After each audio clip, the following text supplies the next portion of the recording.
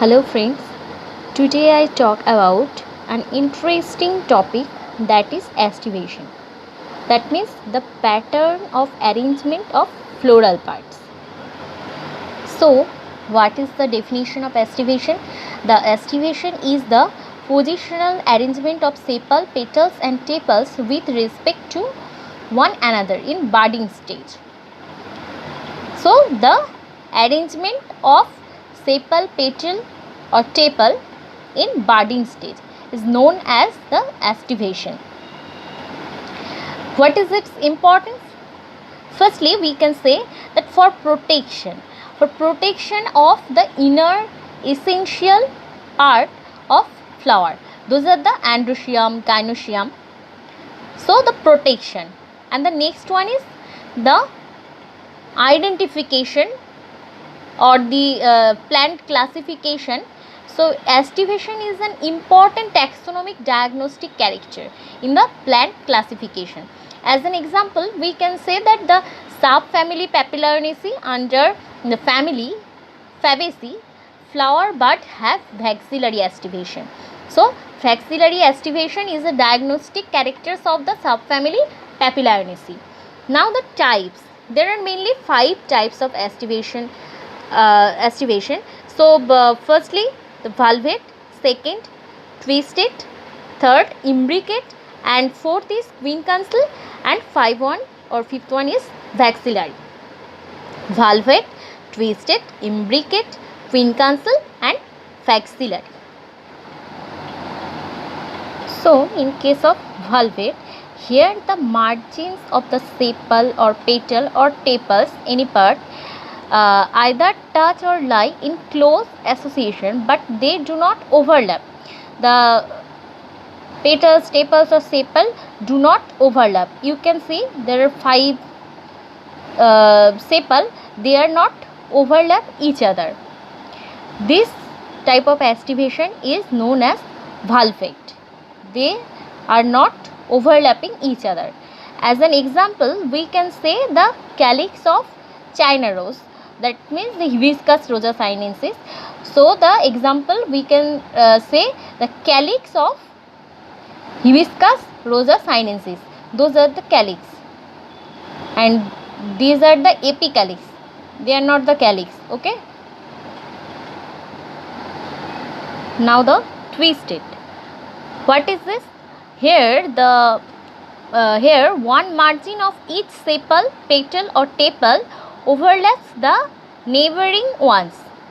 So the margin, you can see that the margin overlap, one margin overlap the other, everyone overlap the other, one margin everyone with the other neighboring part.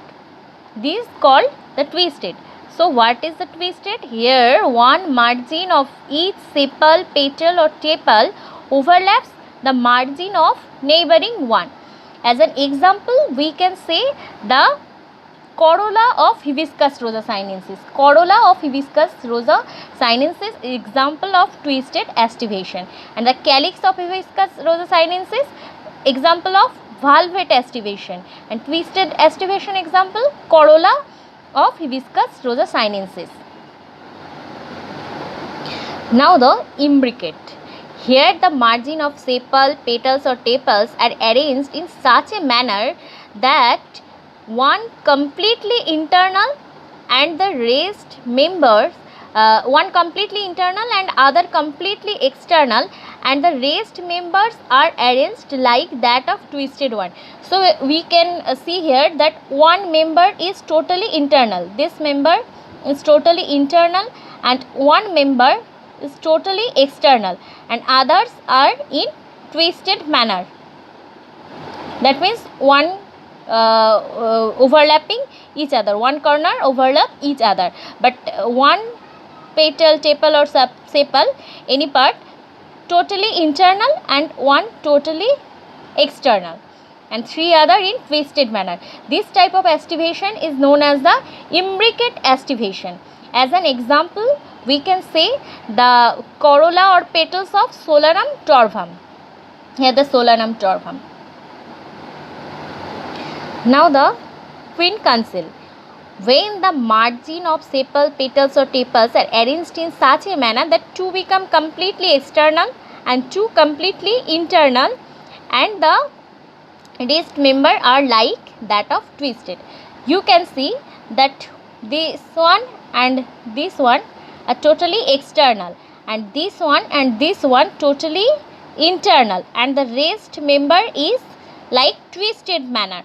So this type of aestivation is known as the quincunxile aestivation. And as example, we can say that petals of Lantana camera. The petals of Lantana camera. Now the most interesting aestivation is the vexillary aestivation. In this type, out of 5 members, the posterior odd petal is largest and outermost, which overlaps the two lateral petals that cause wings, and the lateral petals in their turn particularly overlap the two smallest and innermost petals. Those are called keel. And this type of aestivation is called vexillary aestivation. The outer one is largest, which overlap two small inner petal, tepal or sepal, and they are also overlap the innermost two smallest petal, tepal or sepal. This type of aestivation is called vexillary aestivation, and those petals are called, this part is called vexillum, and those two are called wings, and the innermost, these two called keel. And as an example, we can say that the subfamily Papilionaceae under the family Fabaceae, all the member of Papilionaceae have this type of aestivation, that means the vexillary aestivation.